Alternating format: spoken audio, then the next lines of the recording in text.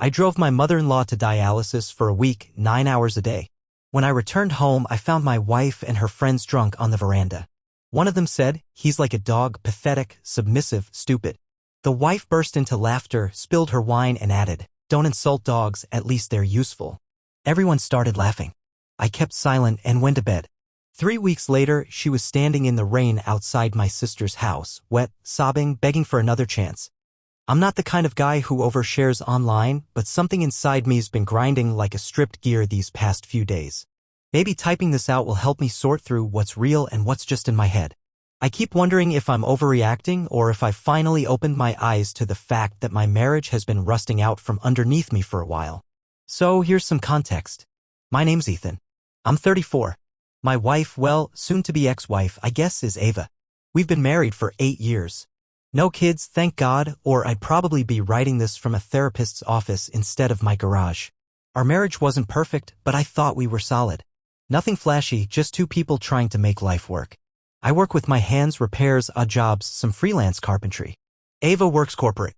Fancy job title, tight schedule, very important meetings I apparently wouldn't understand. 3 months ago, her mom, Carla, was diagnosed with kidney failure. She needs dialysis 3 times a week at 5:30 a.m. and the clinic's a good 45-minute drive from where she lives. Ava's job couldn't be adjusted, so guess who started setting their alarm for 4 a.m. and driving her mom back and forth? Me. Don't get me wrong, I didn't mind at first. Carla's always been kind to me, never treated me like I was beneath Ava the way some in-laws do. I figured helping her was just part of being a decent human, part of being family. But after a few months of running on 4 hours of sleep and reheated coffee, it started wearing me down. Especially this past week. Carla caught some kind of bug on top of everything else, so I had to take her to 2 extra appointments. 9 hours of driving, sitting in waiting rooms, and trying not to pass out from exhaustion. By Friday night, I was completely spent. I dropped Carla off, made sure she got inside safe, and pulled into our driveway around 7:30 p.m. First thing I noticed was Ava's friend Leah's car out front, along with 2 others I recognized from her office parties. I figured they were having one of their wine and laugh sessions. No big deal. I was too tired to care. As I walked up to the house, I could hear them on the back patio, glasses clinking, laughter rising above the cicadas. I thought about saying hi, maybe grabbing a beer, but I needed a shower. My body felt like it had been steamrolled by the week. I went around the side of the house, past our bedroom window, which was cracked open. I was about to head inside when I heard something that stopped me cold. Leah was saying, "You should have seen him jump when Ava asked if he could take Carla again. Like a damn golden retriever, loyal, dumb, and ready to fetch." Everyone laughed. Then Ava said, clear as day, "Don't insult dogs. At least they're useful on command. He's just pathetic." The laughter that followed wasn't just giggling, it was loud, unfiltered, like a bunch of teenagers laughing at the class loser. And it cut through me like a blade. I stood there, half out of my boots, completely stunned. 8 years. 8 damn years of doing everything I could to support her mom, to hold our little life together, and that's how she saw me. Some primal part of me wanted to storm out there, flip the table, throw their cheese plate into the bushes and let loose. But something deeper inside just shut off. It was like when a machine overheats and seizes up. Cold.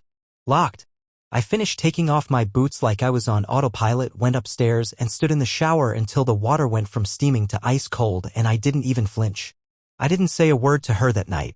Just came down, told her I was exhausted and going to bed early. She barely looked up, just raised her glass in my direction like I was some background extra in her little social scene. Lying in bed that night, I stared at the ceiling fan for hours, the blades spinning in circles like the thoughts in my head. How many moments had I missed? How many red flags had I ignored because I thought this was just what marriage looked like? I started scrolling through old texts, trying to find some evidence that I wasn't crazy. Found one from a month ago. I'd asked her to grab some groceries on the way home. She replied, "Can't you do it? It's not like you have anything important going on today." That was the day I spent 7 hours installing a new water heater in the crawlspace, soaked to the bone and working by flashlight. But sure, nothing important. I talked to my truck the next morning on the way to Carla's appointment. Sounds dumb, but when you're up before sunrise and half the world's asleep, your vehicle feels like the only one listening. By the time I pulled into the clinic parking lot, I had a plan forming. First call was to my old friend Maxwell. We've known each other since high school. He's been through a divorce, knows the terrain. I told him everything. Didn't sugarcoat it. He said, "You're not a dog, man. You're a damn workhorse and they've been riding you into the dirt while laughing behind your back. Second call was to my financial guy, Ramon. Just some basic questions, what I could do to protect myself, what steps to take in case, things went where I thought they were going. Turns out, there's a lot you can do, quietly. Carla has no idea what her daughter's been saying behind my back. She actually cried last week, tears in her eyes, when she thanked me for helping her. Told me I was the son she never had. That gutted me. I've barely spoken to Ava since that night. She hasn't noticed anything's changed. Still too busy scrolling TikTok while I make dinner. Still too proud to ask how I'm doing or what I've been thinking. But something's shifted in me. Like a truck engine that finally drops into low gear. Slower, sure. But with torque. With power. I've been called a lot of things in my life, but never a fool. And never ever someone's obedient little mutt. She kicked the wrong loyal man one too many times. I'm not blowing up. I'm not yelling. I'm not breaking plates or throwing ultimatums. That's not how this ends. This ends quiet. Cold. Calculated. Piece by piece. Like taking apart an engine until there's nothing left but bolts in a box.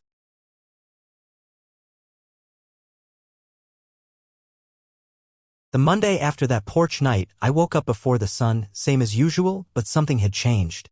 I wasn't dragging myself out of bed like a whipped dog anymore. I was moving with purpose. Quiet, precise, and calm. First thing I did was call my bank. Took the day off, said I wasn't feeling well, not a lie. I'd been sick to my stomach ever since I heard those words come out of Ava's mouth. The banker on the phone helped me set up a new checking account under just my name. I changed the direct deposit from my clients so that the next round of payments would hit the new account. Left enough in our joint account to cover rent and bills for the next few weeks, didn't want her to immediately suspect anything. I wasn't trying to burn the house down. Just slipping out the back door before the roof collapsed. Second, I called Carla's clinic. Spoke to the receptionist, explained that I was having trouble managing my schedule and asked if there was any way we could push her appointments to later in the morning or even afternoons. I didn't get into the family drama, just said I was the one helping her and that early mornings were getting tough. The woman was kind. Said she'd see what she could do.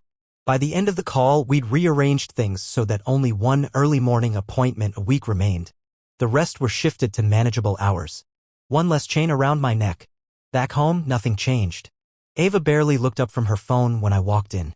She didn't ask about my day or notice that I was home earlier than usual. Just kept watching makeup tutorials or whatever influencer garbage she was into. That night, while I was replacing a leaking faucet in the upstairs bathroom, she came in and half listened as I explained what the issue was. I was kneeling by the vanity, wrench in hand, when I decided I didn't want to wait anymore. Still crouched down, I said, I heard what you said about me.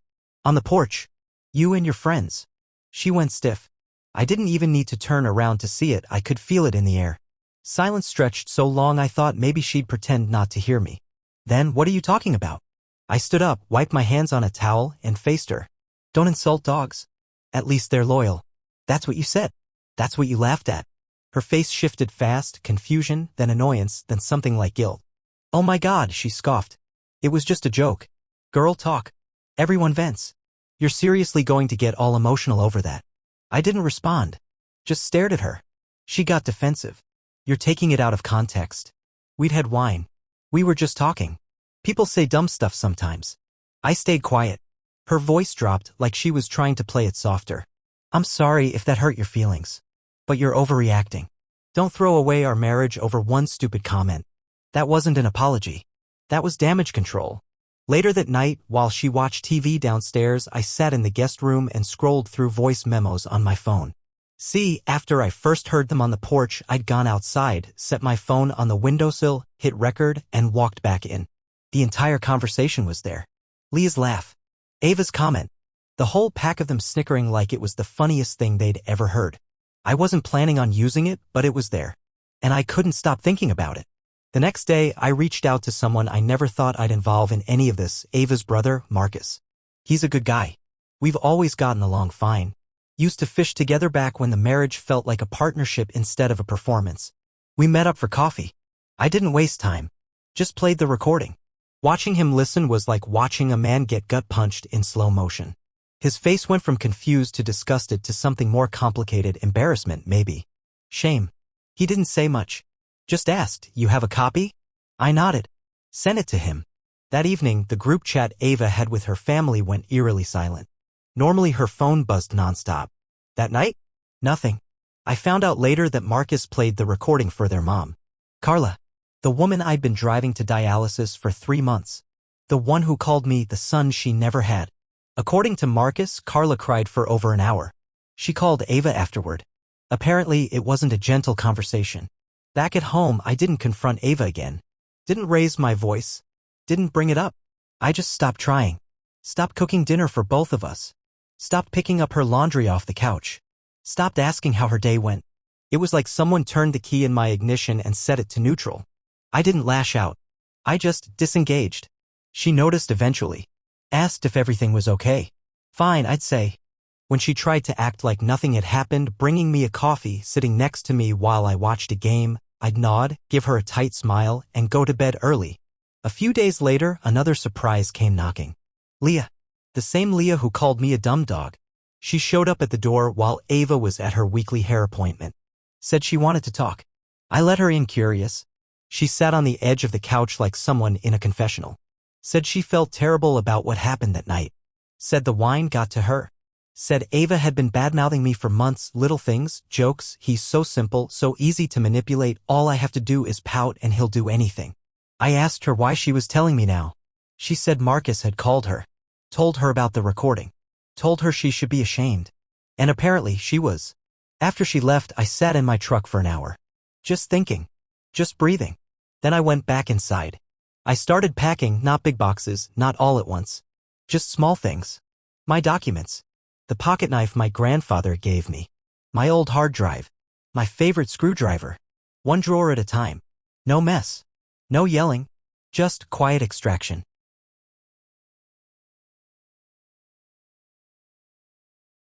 After Leah's visit, things in the house felt different, not because Ava changed, but because I had. I'd stopped reacting. Stopped hoping. I was just observing. Like I was watching the last few scenes of a movie I already knew the ending to. Ava, for her part, noticed I'd checked out. She tried to reel me back in. One night she came home with takeout from my favorite barbecue joint, a 6-pack of the local craft stuff I like, and a bunch of flowers clumsily arranged in a plastic vase. She laid it all out on the kitchen counter like an offering. Thought we could have a little date night, she said too casually.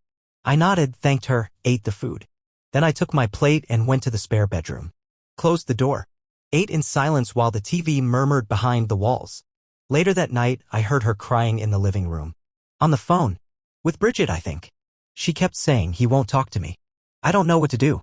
Funny thing about sound, when it travels through vents, it works both ways. Day by day, I packed more of my things. Quietly. Methodically. I'd wait for Ava to go out, nails, brunch, hair appointments, and then I'd box up another piece of my life. My sister, Danielle, offered me her guest room weeks ago when I first told her what was going on. So I started moving things there: photos, tools, personal files, old letters. Stuff Ava wouldn't notice missing until it was already gone. The breaking point came on a Wednesday. Bridget showed up again. I didn't expect it. She looked nervous, like someone about to confess to a priest. She sat down at the edge of the porch, looked me in the eye, and said, I need to say something, and you don't have to forgive me, but I want you to hear it. She admitted she'd laughed that night on the porch, but said she'd been uncomfortable with what Ava had been saying for a long time. Said Ava often bragged to their friend group about how well-trained I was. How she'd pretend to be bad at chores so I just do them. How she could withhold intimacy for a few days to get her way. How she'd roll her eyes at me behind my back whenever I talked about work or tools or fixing the water heater like it was cute. I thought that mattered. Bridget said after hearing the recording from Marcus, she couldn't stay quiet anymore. I thanked her. Really, I did. She didn't have to come clean, and she sure didn't have to sit on my porch telling me all that while knowing it'd blow up her friendship with Ava. But she did. After she left, I didn't cry. I didn't scream. I just sat in my truck with the door open, my feet on the driveway, watching the sky darken. That Friday, I made the move. Waited until Ava left for work. Took the day off. Maxwell showed up with a rental truck and 2 more guys. We worked fast, no drama. I took half of everything. Cleanly split. Marked boxes, no mess. Left her share neat and untouched. I left a note on the dining table. Ava, I've moved out. I'll continue helping your mom with her appointments, but this marriage is over. From now on, please use email for communication. By 3 p.m. everything was at Danielle's. She handed me a glass of iced tea and told me she'd set up a drawer for my tools in the garage. The text started around 4. First, where are you? Did something happen? Then, seriously, Ethan? Are you kidding me right now? Then, this is abandonment. I'll tell everyone what you did. Then, please don't do this. I'll go to counseling. I'll change. Just talk to me. I responded once, I'm safe. Staying with family. Communication by email only. Then I muted her number. The next day, I took Carla to her dialysis appointment. She looked tired but smiled when I picked her up. In the waiting room, she reached for my hand and held it. I don't know what happened between you and Ava, she said quietly, but I just want you to know your family. No matter what. That hit me in a place I didn't even know was sore. I almost said something. Almost told her everything. But I just nodded and squeezed her hand. When I got home, I checked my email. 17 messages from Ava. They ranged from angry to apologetic to businesslike. Who's going to pay the utility bill? Do you really want to throw away 8 years? I'm sorry, I was drunk, I didn't mean it like that. I paid my half of the mortgage and utilities, then pulled out all my auto-pay setups from the joint account. The car insurance. Her streaming services. The internet bill. Her credit card minimums. All things I used to cover without her ever thinking about it. Let's just say next week's going to be educational for her. By Sunday, she hadn't said a word publicly. I almost thought she'd finally accepted it. I was wrong. That afternoon, she went nuclear on Facebook. Made this long, weepy post about being abandoned without explanation, about how the man she trusted had turned his back on her. She tagged mutual friends. Spun it like I was some monster who blindsided her. But the comment section, that's where it got interesting. Her brother, Marcus, commented a single question mark. Bridget replied, there are 2 sides to every story. Maybe don't rush to judgment. Then Maxwell, bless him, posted, funny how you left out the part where you called your hard-working husband a pathetic dog while he was driving your mom to dialysis. It got 37 likes before she deleted the entire post. The mask was cracking, and I hadn't even picked up the last of my tools yet.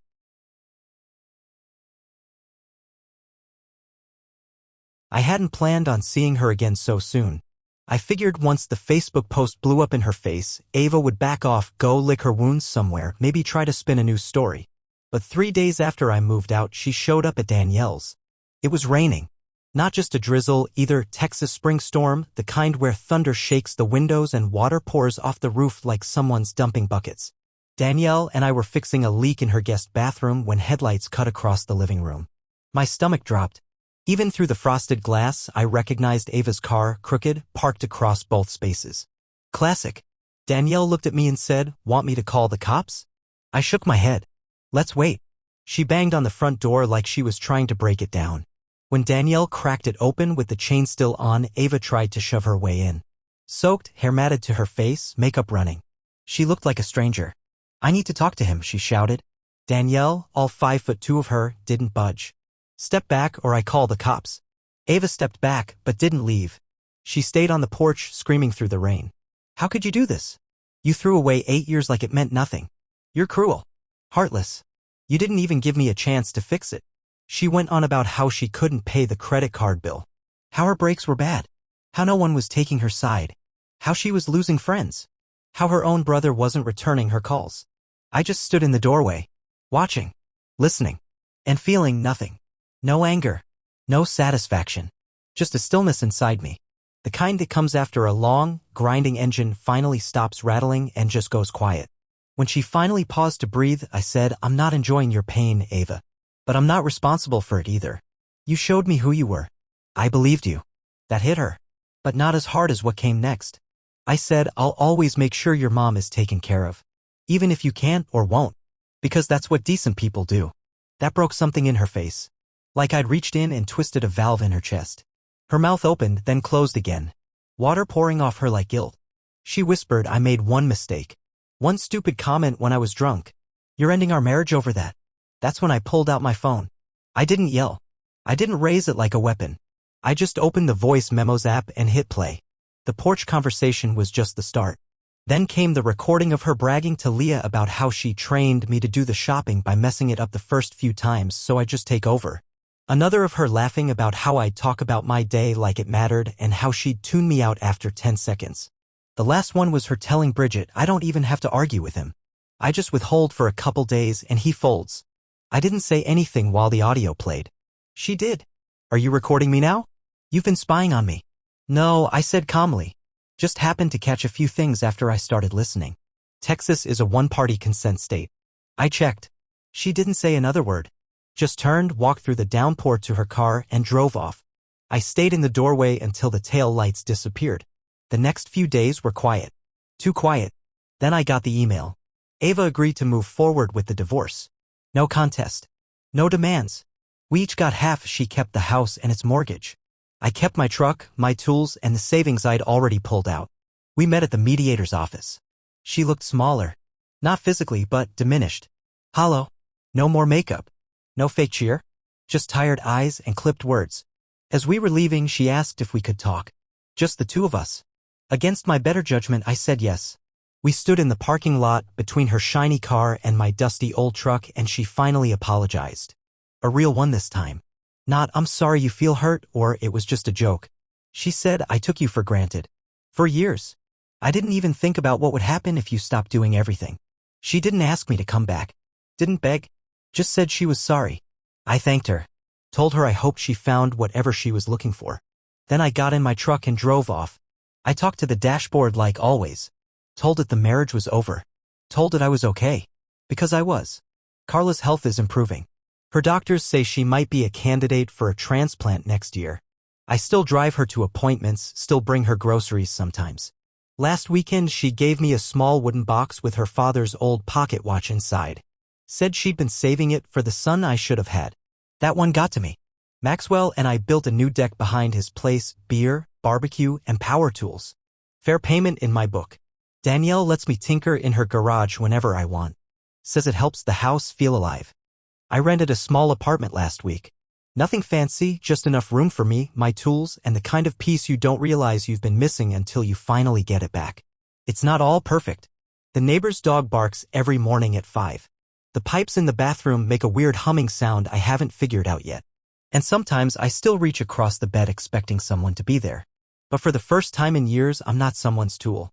I'm not a dog. I'm not a background character in my own life. I'm just me. A guy with his own set of wrenches, figuring out how to rebuild something that broke down a long time ago.